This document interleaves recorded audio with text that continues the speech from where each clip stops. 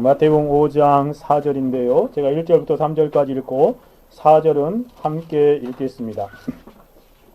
예수께서 무리를 보시고 산에 올라가 앉으시니 제자들이 나아온지라. 입을 열어 가르쳐 가라사대 심령이 가난한 자는 복이 있나니 천국이 저희 것이며 애통하는 자는 복이 있나니 저희가 위로를 받을 것이며. 아멘. 기도하고 하나님 말씀 듣겠습니다. 거룩하시고 자비로우신 하나님 아버지, 우리를 우리 주 예수 그리스도 안에서 구속하여 주시고 하나님을 섬기며 하나님을 예배하는 친백성이 되게 해주신 그 만극하신 사랑과 은혜에 감사와 찬송과 영광을 돌려드리나이다. 이 시간도 우리 주 성령의 역사하심 안에서 하나님 앞에 나와 예배 드리게 우리를 인도하시며 하나님의 영광을 바라게 하시오니 또한 감사하옵나이다. 오 아버지 하나님, 특별히 주의 생명의 진리의 말씀을 읽고 전하며 듣고자 하오니 성령이여 우리 가운데 임재하시고 운행하사 하나님의 거룩한 진리의 말씀이 우리 가운데 흥왕케 되어지는 귀한 은혜의 역사가 있어지도록 주님 도우심의 역사하여 주옵소서. 하나님 말씀 살아있고 운동력 있는 말씀이 우리 가운데 역사하게 하여 주옵소서. 대저 하나님의 모든 말씀은 능치 못함이 없느니라 말씀하신 대로 그 말씀의 권능과 능력을 우리 가운데 드러내어 보여주옵시고 하나님의 거룩한 진리의 말씀이 우리 가운데 흥왕케 되어지는 귀한 은총의 시간이 되어질 수 있도록 주님 도와주옵소서. 종의 연약함과 나약함을 아십니다. 주님, 성령의 역사하심 안에서 하나님께서 충만하게 하사 주의 거룩한 진리를 바로 수종들 수 있도록 도와주옵시며 이 진리의 말씀을 전할 때에 성령의 능력 안에서 성령의 나타남과 능력으로 주의 거룩한 복음이 능력과 성령과 큰 확신 가운데 우리 가운데 드러나게 하여 주옵소서.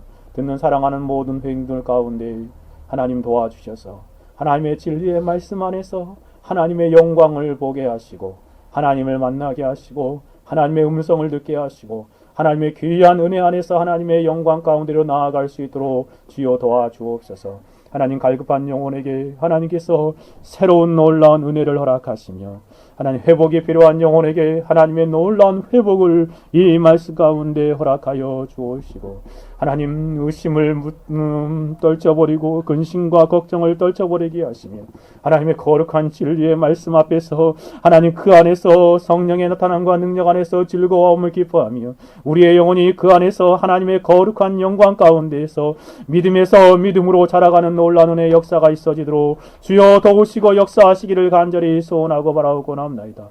오 아버지 하나님, 어린아이들의 심령까지도 하나님께서 주관하여 주셨어. 하나님 말씀을 들을 때 믿음이 생겨지게 하시고 어릴 때로부터 회심하며 하나님을 경외하는 심령으로 자라갈 수 있도록 주여 도우시며 역사하시기를 간절히 소원하고 바라오고 나옵나이다. 이 시간에도 성령께서 우리 가운데 역사하사 주의 말씀을 듣게 하시고 믿게 하시고 확증케 하시는 놀라운 은혜의 역사들을 이루심을 찬송하오며 살아계시고 역사하시는 우리 주 예수 그리스도의 이름으로 기도 올려 드리옵나이다. 아멘. 우리는 예수님께서 말씀하시는 두 번째 복된 사람이니 누구인지를 살펴보고 있습니다. 예수님께서는 첫 번째로 심령이 가난한 사람이 복되도다 라고 선언하시면서 말씀하셨습니다. 이어서 애통하는 사람이 복이 있다 라고 말씀하시고 계십니다. 육체적이고 생리적인 애통이 아니라 영적인 애통을 복되도라고 말씀하시고 계시는 것이죠.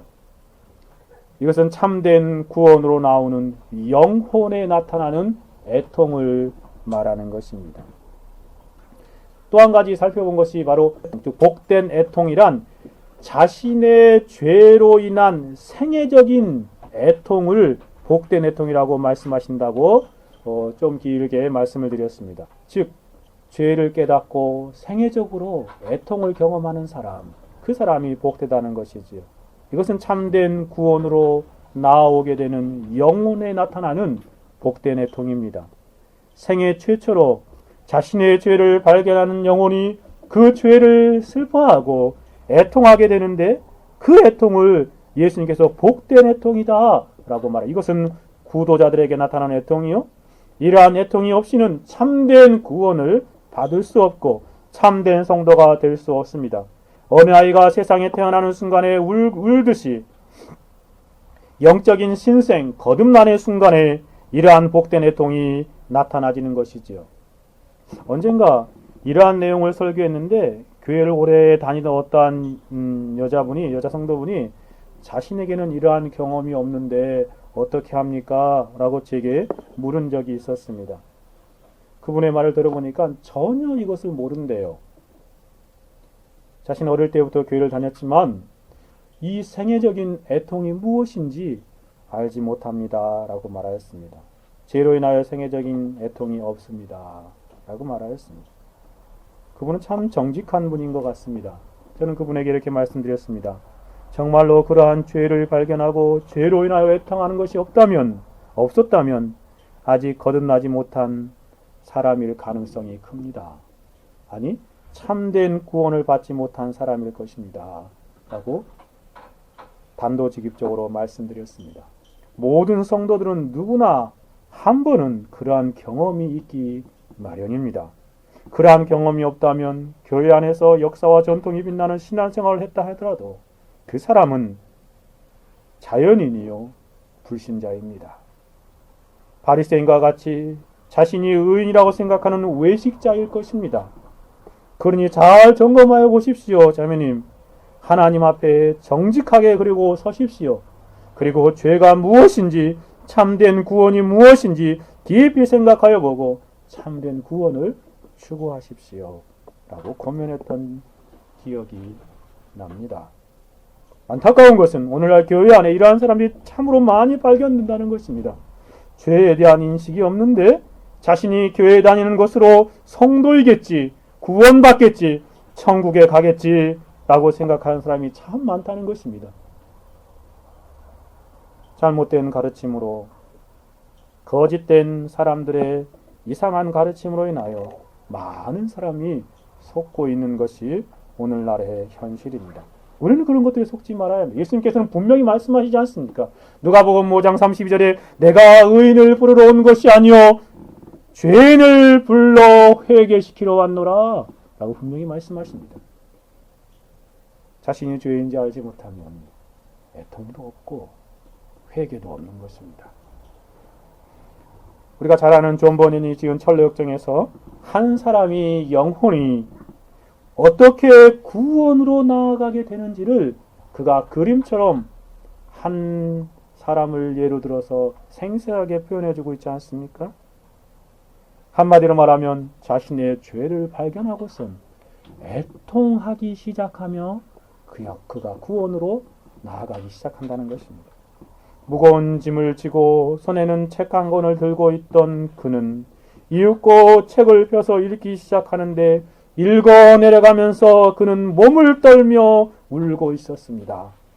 그러더니 마침내 더 이상 참을 수 없다는 듯이 슬픈 목소리로 어찌할꼬 라고 울부짖었습니다. 정말 그렇습니다. 모든 참된 성도의 삶의 여정 가운데에는 이러한 참된 애통이 있을 수밖에 없는 것입니다. 참된 애통이 무엇인지 알지 못하는 사람은 아직 영적인 순례의 길을 출발도 하지 않은 사람일 가능성이 큽니다. 청교도들은 웨스트민스터 신앙 고백을 기초로 해서 서열음답, 대의음답을 만들었는데 대의음답 76문에서 이 생명에 이르는 회개란 무엇인지를 이렇게 설명해주고 있습니다. 하나님의 성령과 말씀에 의해서 죄인의 마음속에 이루어지는 구원의 은혜가 바로 참된 그러한 회개인데, 생명에 이르는 회개인데, 그로써 눈에 보이고 느낄 수 있는 위험뿐만 아니라 자기 죄의 위험뿐만 아니라 또한 더러움과 추악함을 보고 느끼고 통회하는 자에게 그리스도 안에서 베푸신 하나님의 공의하심을 깨닫고 자기 죄를 몹시 슬퍼하고 미워하는 것이다 라고 표현하고 있습니다. 자기 죄를 슬퍼하고 몹시 미워하는 것, 바로 그것이 애통을 말하는 것이 아니고 무엇이겠습니까? 진실로 그렇습니다. 참된 구원으로 나아가는 사람은 반드시 생애적인 애통의 경험이 있습니다. 이것이 예수님 말씀하시는 복되도다 애통하는 자여 마카리오이 호이 라고 표현하고 있습니다. 참된 구원으로 나아가고자 하면 이러한 애통이 반드시 있습니다. 지난 시간까지 살펴본 걸 약간 보충해서 말씀드렸습니다. 그러면 다음으로 나아가 봅시다. 복된 애통의 세 번째 항목입니다. 복된 애통은 자신의 죄로 인하여 지속적인 애통의 삶을 살아가는 것을 말합니다. 처음에 자신의 죄를 깨닫고 애통할 뿐만 아니라요, 그 애통의 과정을 통해서 회개의 문을 통과하여 구원에 이른 사람이 지속적으로 자신의 죄로 인하여 애통하는 것을 말하죠. 지난 시간에 말씀드렸죠. 죄로 인한 참된 복된 애통은 두 가지가 있음을 말씀드렸습니다. 그것은 구도자로서 처음에 생애적으로 경험하는 애통이다. 다음으로 참된 복된 애통은 성도들이 이 세상에 살아갈 때 평생을 걸쳐서 경험하게 되는 자신의 죄를 인한 애통입니다. 우리가 정직하게 성경을 읽어보면 성경 안에는 온통 애통하는 자로 가득하다는 것을 발견하게 될 것입니다. 모든 참된 그리스도인은 애통하는 사람들이었습니다. 참되게 애통하는 자는 참된 그리스도인입니다. 우리보다 앞서간 한해에 속한 허다한 증인들이 이 땅에서 영적인 순례를 걸어갈 때에 애통하며 이 순례의 길을 걸어갔던 것을 우리는 발견하게 되죠. 예수님 말씀하시는 영적인 애통은 바로 이처럼 자신의 죄를 깨닫고 하나님 앞에서 보이는 죄로 인하여 말미암아 애통하는 삶을 살아가는 사람을 말하는 것이죠. 자신의 죄를 발견하고 그것 때문에 애통하는 자가 복되다 라고 하신 것이죠. 자신 안에 있는 죄의 부패성을 알게 된 영혼은 그 내적인 부패성으로 인하여 그것이 이 땅에서 순례의 길을 마치기까지 결코 완전하게 없어지지 않습니다. 그러니 지속적으로 그 안에서 애통하는 삶을 살아가게 되지요. 이것이 참된 성도에게 나타나는 복된 애통. 그래서 예수님께서는 복되도다 애통하는 자여 라고 선언하시면서 말씀하신 것이죠. 진실로 그렇습니다.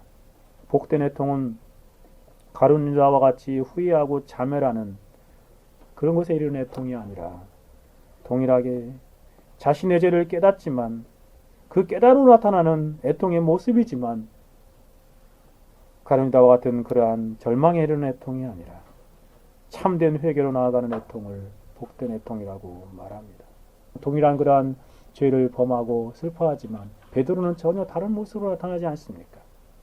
복된 영적인 애통은 자신의 죄를 발견하고 깨달은 이후에 회개하는 영혼 안에 지속적으로 나타나는 애통을 말하는 것입니다. 존 나일이라는 설교자는 이렇게 설명합니다. 주 예수님은 애통하는 자는 복이 있는 자라고 말씀하십니다. 그분이 말씀하시고 있는 사람은 죄에 대한 애통을 말하는 것입니다.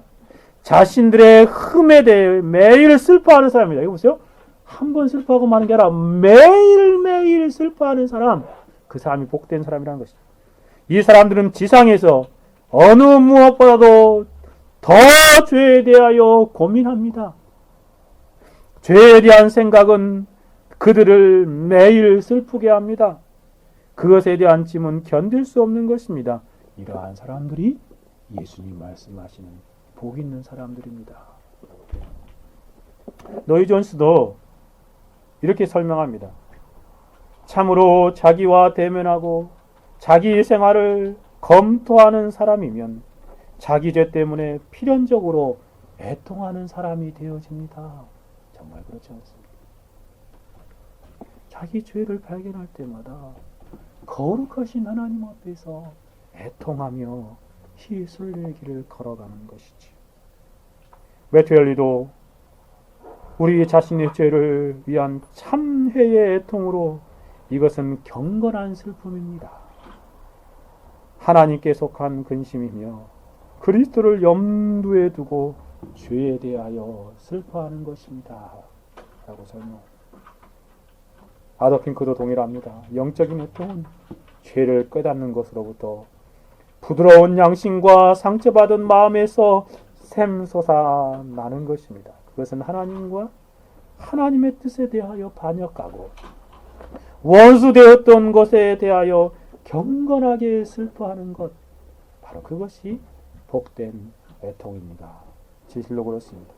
참된 성도는요, 항상 자신의 죄를 깨닫고 영적인 순례의 길을 갈 때에 복된 애통의 삶을 살아가는 사람, 그런 사람인 것을 표현합니다. 어떤 사람은요, 생애적인 애통을 경험하고 나서 그 다음부터는 맨 기쁘고 즐겁고 행복한 그러한 삶들만을 말하는 사람이 있습니다. 그러면서 더 웃자, 더 즐거워하자, 더 기뻐하자. 물론 그런 면도 있습니다. 신앙생활에. 그렇지만 참된 성도의 신앙의 삶은 자신의 내면에 있는 영적인 부패성, 내면의 그런 부패한 본성이 여전히 남겨져 있기에 그것 때문에 하나님 앞에서 애통하는 삶을 지속적으로 살아가는 것입니다. 저는 그렇게 설명하고 싶어요. 큰 회개가, 큰 애통이 생애적인 애통이라면 그 생애적인 애통을 통해서 영적으로 살아난 영혼은 자신의 내면에 있는 죄를 더 깊이 보기에 작은 회개 가운데서 애통하는 삶을 매일매일 살아가는 것입니다. 예수님이 비유 말씀하신 것처럼 목욕한 자는 매일매일 자신의 발을 씻으며 애통으로 이 땅을 살아가는 그러한 성도인 것을 보게 되죠. 존 칼빈이 기독교 강의에서 이 점을 이렇게 설명합니다. 그리스도인은 일평생 회개를 계속하는 사람입니다. 일평생 회개를 계속하는 사람입니다. 큰 회개 있으니까 다 끝난 게 아니라 평생 동안 하나님 앞에서 회개하는 삶을 살아가는 것이 참된 신자의 삶의 모습이다. 그러니 참된 영적인 애통이 그의 삶 가운데는 나이를 말한 것처럼 매일매일 나타나는 것입니다. 칼빈이 말한 것처럼 일평생 동안 지속적으로 나타나지는 것이지. 회심의 순간에, 생애적인 회개의 순간에 한 번 하고 그치는 것이 아닙니다. 신앙생활하는 동안에 계속해서 복된 애통이 그의 삶의 여정 가운데 나타나며 사는 것이죠. 한 사람의 성도가 신앙생활하는 동안에, 즉 영적인 순례길을 가는 동안에 자신의 죄를 날마다 발견하게 됩니다. 그리고 그 안에서 죄를 발견할 때마다 눈물 지며 하나님의 긍휼과 자비를 구하며 애통하는 삶을 살아가는 사람, 그 사람이 정말 복된 사람이다 라고 말합니다. 오늘날은 이러한 진리를 정말 바르게 가르치는 사람들이 참 적은 시대입니다. 여러분, 신앙의 성숙과 신앙의 성장이 무엇인지 아십니까? 신앙의 성숙과 신앙의 성장, 그것은요, 신자의 내면의 죄를 더 깊이 깨닫는 것과 정비례합니다. 자신의 내면에 있는 죄를 더 깊이 깨닫는 만큼 그 영혼은 신앙이 놀랍게 성숙하게 되는 것이죠. 필연적으로 참된 성도는 자신의 죄로 인하여 그래서 이전보다 더 애통하는 삶을, 회개하는 삶을 살아가게 되는 것입니다. 세상 사람들은 자신 안에 있는 죄를 인식하지 못합니다. 마음의 부패성을 알지 못하지요. 하지만 하나님의 성령의 놀라우신 은혜 안에서 신자는 자신이 전적으로 부패한 사람이요, 전적으로 타락한 심령이라는 진리를 경험적으로 알게 됩니다. 죄에 대한 인식의 눈이 활짝 열린 것이지요. 자신의 내면에 대한. 그런 사람은요, 신앙생활을 하면 할수록 더 급히 죄에 대한 인식이 깊어집니다. 그래서 사도 바울처럼 이렇게 고백하는 것이에요. 나는 죄인 중에 괴수다. 나는 죄인들을 일렬로 쭉 세우면 제일 앞자리에 온 가장 큰 죄인이다. 우두머리다. 라고 고백하는 것이 바로 그러한 의미입니다. 청교도들이 그랬을 때마다 마지막 부분에 자기를 읽어서 죄인 중에 가장 악한 누구 목사 라고 그렇게 편지를 썼던 것처럼 신앙생활을 하면 할수록 내면의 부패성을 더 깊이 인식하기에 그의 영혼들은 그 안에서 하나님 앞에 애통의 눈물로 이 순례길을 걸어갈 수밖에 없는 것입니다. 물론 참된 성도의 실제적인 삶은 세상 사람들과 비교할 수 없을 정도로요 거룩하고 의로운 삶입니다. 세상 사람들과 비교할 수 없을 정도로 눈이 부실 정도로 아름다운 모습으로 이 땅을 살아가지요.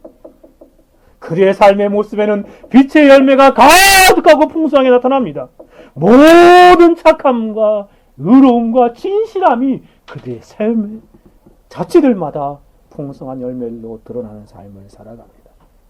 그럼에도 불구하고 자신의 내면의 부패성을 이전보다 더 깊이 경험적으로 알게 됩니다. 그래서 자신은 어느 누구보다 더 큰 죄인이라고 날마다 인식하는 것이에요.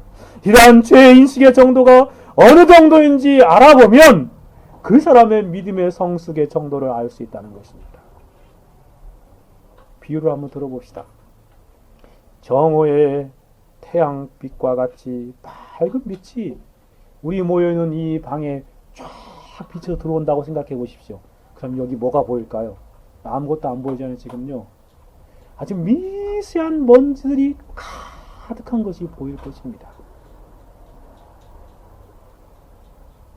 마찬가지로 태양보다 더 밝은 빛이신 하나님께 더 가까이 살아가는 영혼은 그 더 밝은 빛 앞에서 더 많은 죄악들을 발견하는 것이에요.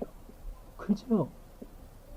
그러니 거룩한 빛 앞에, 그 영광스러운 빛 앞에 가서 그분을 아련할 때마다 내 내면 안에 있는 죄의 모습이 더 드러나는 것입니다. 이전에는 보이지 않았던 그 모습들, 무수히 많은 죄의 알갱이들이 내 영혼에 가득하고 내 삶에 가득하기에 그 영혼은 자신에게서 발견되는 죄악들을 보면서 죄인 중에 괴수가 여기 있나이다 라고 고백하게 되는 것입니다. 그것이 바른 신앙생활입니다. 이러한 죄들을 거룩하신 하나님의 시각으로 보게 되기에 더욱더 하나님 앞에서 애통하게 됩니다. 하나님 말씀하시지 않습니까? 내가 거룩하니 너희도 거룩할지니라. 결단코 이상한 오늘날의 신자들처럼 나는 그래도 거룩하고 깨끗하고 의로워, 아유 저 죄인들, 그렇게 말하지 않습니다. 자신이 거룩함을 추구하며 더 거룩을 위해서 정말 분짜는 삶을 살아감에도 불구하고 여전히 거룩하신 그리스도와 하나님 앞에서 할 수 없는 죄인임을 자신이 더 깊이 느끼고 경험하기에 하나님 앞에서 자신은 여전히 비통한 죄인이요 할 수 없는 죄인임을 더욱 크게 경험하게 되는 것입니다. 더욱이 자신의 작은 죄들이 얼마나 하나님의 마음을 아프게 한지를 그는 이전보다 더 생생하게 알게 되고 경험하게 됩니다. 하지 말라고 하신 일들을 안 한 것으로 인하여서 뿐만 아니라 하나님이 성경에 무수히 많이 하라 라고 하신 계명의 말씀들을 하지 않는 자신의 죄악된 모습을 보면서 하나님이 얼마나 아파하실까를 그는 알기에 더욱더 애통의 눈물이 마를 날이 없이 이 영적인 순례길을 걸어가는 것입니다. 하나님 앞에서 범죄함이 은혜롭고 자비로우신 하나님 앞에서 가장 배은망덕한 악한 모습임을 알고 하나님에서 복된 애통의 삶을 지속적으로 살아갑니다. 하나님께 받은 바 은혜가 너무나 큰데 그 은혜에 합당한 삶을 내 자신에서 발견할 수 없기에 그들로 인하여 그 안에서 애통하는 삶을 살아가는 것입니다. 참으로 신자는 점점 더 애통하는 그런 복된 애통의 사람으로 이 순례길을 걸어갑니다. 예를 들어 봅시다. 우리는 하나님의 마음에 합한 사람이라고 불리는 다윗을 기억합니다. 우리가 잘 알고 있듯이 그는 번영의 때에 심각한 죄를 범하지 않습니까? 부하 장군들이 이제는 왕은 그 전쟁 때 나가시지도 않으셔도 됩니다. 우리가 다 싸울 테니까 이 궁 안에 거하십시오. 라고 그렇게 권청하니까 다윗이 궁 안에 있었습니다. 그때 다윗이 베란다와 같은 데서 이렇게 멀리 바라보다가 정욕에 사로잡혀서 충성스러운 장군 우리아의 아내 발세바를 강간하게 되지 않습니까? 그의 들통날까봐 아합과 모사하여 우리아를 최전방에 서게 하여 죽게 만듭니다. 우리아 아내 바세바를 데려다가 자신의 아내로 또 삼아버리지요. 다윗은 평안의 때에 죄를 경계하지 못하고 완전히 십계명을 문자 그대로 범했습니다. 십계명의 그 많은 간음죄를 오며 더욱이 하나님의 형상으로 지음받은 사람을 죽이는 살인 모사라는 파렴치한 죄도 지었습니다. 이러한 죄를 지었음에도 불구하고 그 이후에 다윗의 모습은 참 놀랍습니다. 그는 평안하게 몇 개월을 지내지요. 왜냐하면 그걸 알 수 있냐면 바세바가 아기 낳을 때가 가까웠기 때문에 그래요. 아무도 모를 것이라고 생각했는지 아니면 그동안 전장에서 수없이 많은 사람을 죽여서인지 그러한 것은 죄라고 생각하지 않은 것인지 웬일인지 그는 정말 편안하게 지냅니다. 그렇게 명백하고 심각한 죄를 범했음에도 불구하고 거의 6개월 정도를 그렇게 지냅니다. 하나님의 사람 다윗이 이러한 짓을 하다니요. 다윗은 죄를 죄로 깨닫지 못하고 거짓된 평안 가운데 살아가고 있습니다. 이 사람이 하나님의 마음에 합한 사람이라고 일컬은 다윗이 맞습니까? 심각한 죄를 짓고도 죄로 깨닫지 못하는 모습이 참 안타깝지 않습니까? 이러한 다윗의 모습에서 여러분 무엇을 깨닫게 되십니까?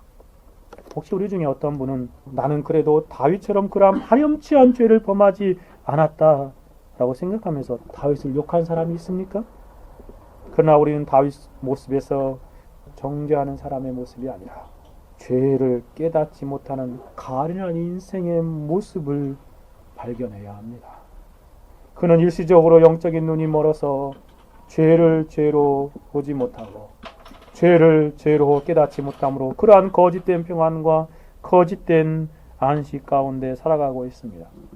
이러한 다윗의 모습에서 어쩌면 우리 자신의 모습이 낯설지 않지 않습니까? 다윗처럼 죄를 죄로 깨닫지 못하고 우리가 그렇게 살아가고 있는 모습은 아닌지요. 사실 하나님의 불꽃 같은 눈앞에서 다윗이나 저와 여러분은 내면의 모습은 무엇이 다르겠습니까? 하나님 앞에서 참된 애통하는 사람이 아니라면 동일하게 자신의 심각한 죄를 깨닫지 못하고 있는 모습인 것이지요. 신자가 지속적으로 애통하는 삶을 살아가는데 그렇게 살지 못하는 것은 결국 자신의 죄에 대하여 눈멀어 신앙생활을 한다고 살아가고 있기 때문에 그렇습니다. 우리는 혹시 다윗처럼 죄를 죄로 깨닫지 못하고 거짓된 평안과 거짓된 안식 가운데 있지는 않는지요. 근데 여러분 다윗의 모습을 더 살펴보십시다. 다윗이 죄를 죄로 깨닫지 못하고 있으니 하나님께서 어떻게 하십니까? 나단 선지자를 보내십니다. 나단 선지자를 보내서 다윗으로 하여금 자신의 죄를 보게 하십니다. 자신의 죄의 심각성과 하나님 앞에서 배은망덕한 죄를 깨닫게 합니다. 하나님의 놀라운 은혜입니다. 하나님의 특별한 은혜로 하나님 앞에서 자신의 모습을 적나라하게 보게 됩니다. 죄를 깨닫지 못할 때는 거짓된 평안 가운데 있었는데 죄를 깨닫게 된 다윗의 모습을 보십시오. 그는 어떠한 사람이 되었습니까? 시편 6편 6절에 이렇게 표현하고 있습니다. 내가 탄식함으로 곰핍하여 밤마다 눈물로 내 침상을 띄우며 내 혀를 적시나이다.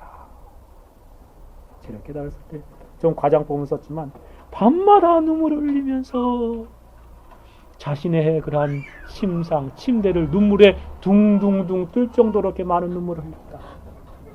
자신의 요를 적셨다 라고 표현하고 있습니다. 특히 시편 51편에서는 다윗이 밧세바와 동침한 후 선지자 나단이 다윗에게 올 때 기록한 시를 표제어로 삼고 있지 않습니까? 나단 선지자가 자신의 죄를 보게 하고 하나님의 은혜 안에서 죄를 깨달았을 때에 그는 복된 애통의 사람으로 나타나시고 있습니다. 하나님이여 주의 인자를 쫓아 나를 긍휼히 여기시며 주의 많은 자비를 쫓아 내 죄가를 도말하소서.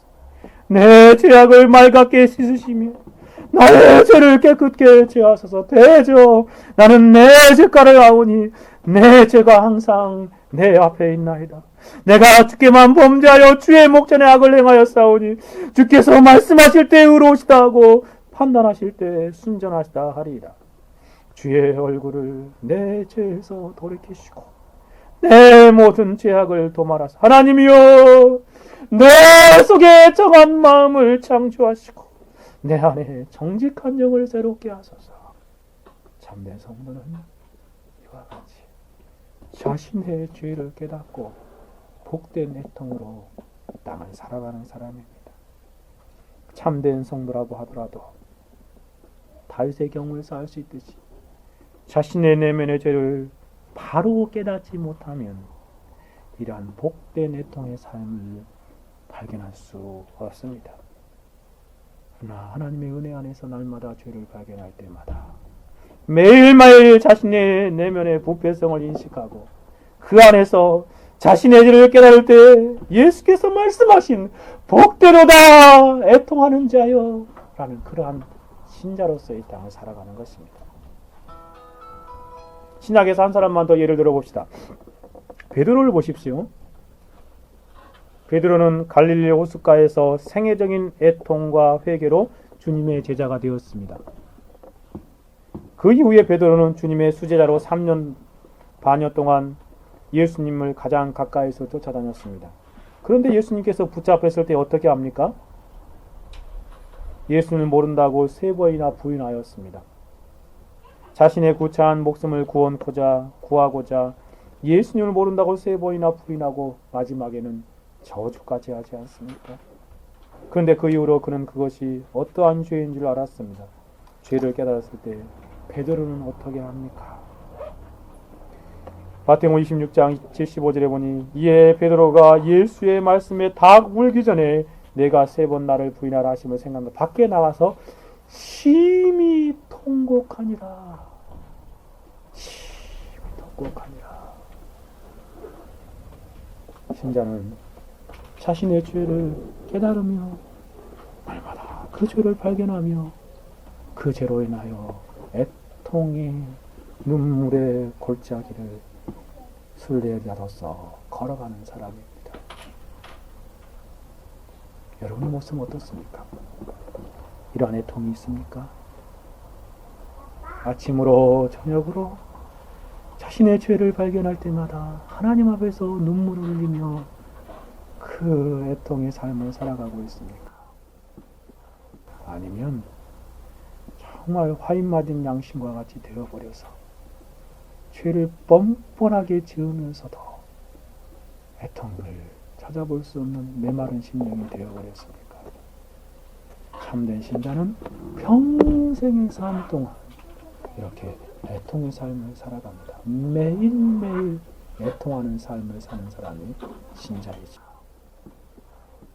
성령뿐만 아니라 교회사 속에서 진실한 성도의 삶은 애통하는 삶이었음을 우리는 종종 쉽게 발견할 수 있습니다. 18세기 부흥운동의 모태가 되었던 홀리클럽의 멤버였던 그런 찰스 웨슬레, 요한 웨슬레의 동생이지요.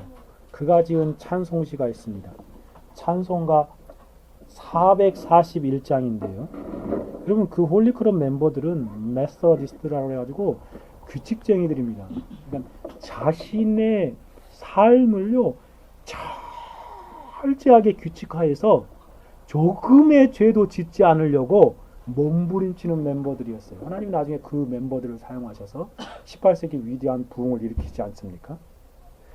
그 멤버 가운데 그 한 사람인 그 찰스 웨슬레가 찬송가 441장에서 이렇게 기록하고 있는 걸 보십시오. 그냥 읽으면, 그냥 찬송을 부르면 이 사람은 대단한 죄인인가 보다 라고 말할 수 있는데, 실제 그들의 삶을 보면 경건의 능력이 탁월한 사람들이고 거룩의 정도가 오늘날 저와 여러분과 비교할 수 없을 정도로 아주 깊은 사람들입니다. 근데 3절에서 이렇게 말합니다. 전능하신 예수께 나의 소원이 있습니다. 병든 자와 소경을 고쳐주시기를 간절히 빕니다. 나는 죄와 감이 가득하게 찼습니다. 예수께는 진리와 은혜가 충만합니다. 여기 보십시오. 나는 죄와 감이 가득하게 찼으나, 자신의 영적인 모습을 이처럼 깊이 경험하고 아는 모습을 표현해 주고 있습니다. 신자는 자신의 내면의 죄를 보고 매일매일 통하는 삶을 살아가는 모습임을 간단한 찬송 시스마 우리에게 보여주고 있습니다. 하나님 앞에서 자신의 내면의 전적인 부패, 전적인 타락을 날마다 보고 신앙생활을 하면 할수록 더 생생하고 더 작은 부분까지 발견하기에 그 안에서 애통하는 삶을 삽니다. 애통의 눈물로 순례의 길을 걸어가는 복된 사람이 참된 성도의 모습입니다. 그런가 하면 18세기 미국의 부흥의 도구로 사용됐던 조나단 에드워즈의 모습을 보십시오. 그가 하나님의 놀라운 은혜 가운데에서 하나님의 영광을 경험했을 때 하나님의 은혜 안에서 어떠한 모습을 표현해주고 있습니까? 1737년 내 건강을 위해서 숲속으로 말을 타고 달려가다가 말에서 내려 내가 늘 하던 대로 한적한 곳에서 하나님을 생각하고 기도하며 걸었던 적이 있었습니다. 그때 나는 정말 특이하게 하나님과 사람 사이의 중보자이신 하나님의 아들의 영광을 보았습니다. 그리고 그의 놀랍고 위대하고 충만하고 순결한 달콤한 은혜와 사랑, 온유하고 겸손한 낮아지심의 영광을 보게 되었습니다. 그처럼 고요하고 달콤하게 나타난 이 은혜는 하늘보다 크게 보였습니다. 그리스도의 인격이 말로 할 수 없이 탁월하여서 모든 생각과 관념을 다 삼키기에 충분할 정도로 탁월하게 보였는데, 내가 판단하기로 거의 1시간가량 그런 일이 계속되었습니다. 그래서 그 시간 내내 거의 대부분 나는 눈물의 홍수에 빠져 있었고 흐느껴 울었습니다. 내 영혼이 텅 비어 기절하여 먼지 속에 누워 그리스도로만 충만해지고 거룩하고 순전한 사랑으로 그리스도를 사랑하고 싶은 격렬한 느낌을 가졌습니다. 나는 그것을 달리 표현할 길이 없습니다. 그를 섬기고 따르고 그의 완전하고 거룩하고 신적이고 천상적인 순결함으로 깨끗하게 되고 싶은 영혼의 강렬함을 느낌을 받았습니다. 나는 다른 때도 여러 번 그러한 성질에 속한 것을 매우 많이 체험했습니다. 그럴 때마다 그것은 똑같은 효과를 발하였습니다.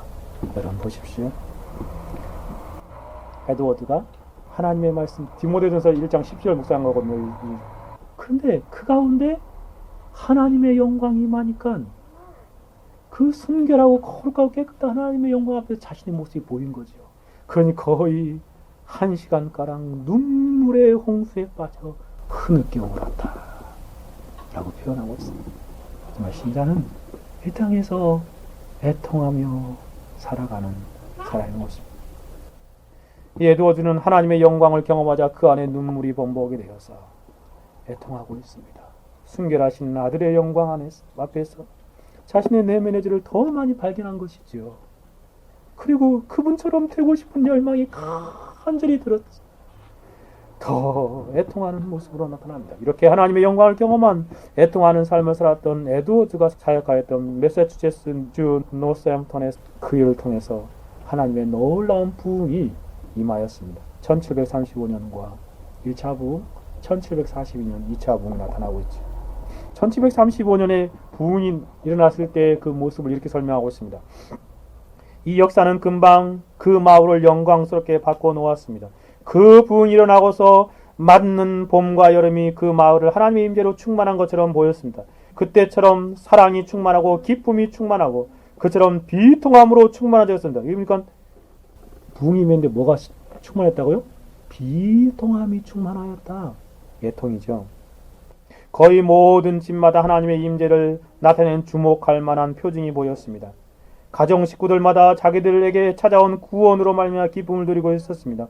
부모들은 자기 자녀들이 새로 태어난 것을 즐거워하고 있었습니다. 남편들은 자기 아내가 새로 나고 아내들은 자기 남편들이 새로 태어난 것을 기뻐하고 있었습니다. 하나님의 행하심이 그 성수에서 드러났습니다. 하나님의 날은 기쁨의 날이었습니다. 그 장막은 온화하였습니다. 공적으로 모이는 모임은 아름다웠습니다. 회중들은 하나님께 예배를 드리면서 살고 있었습니다.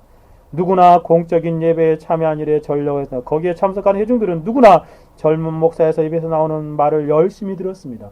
모여서 하나님의 말씀이 전파되면 때때로 눈물을 흘리곤 했습니다. 어떤 사람은 슬퍼하며 비통하며 울었고 어떠한 사람은 기쁨과 사랑에 겨워 울었습니다. 어떠한 사람은 자기 이웃들의 영혼에 대한 연민과 관심으로 울었습니다. 라고 기록하고 있습니다. 보십시오. 십자는 하나님의 놀라운 은혜를 경험할 때마다 그렇게 비통해하며 애통하는 삶을 더 많이 보여주고 있습니다.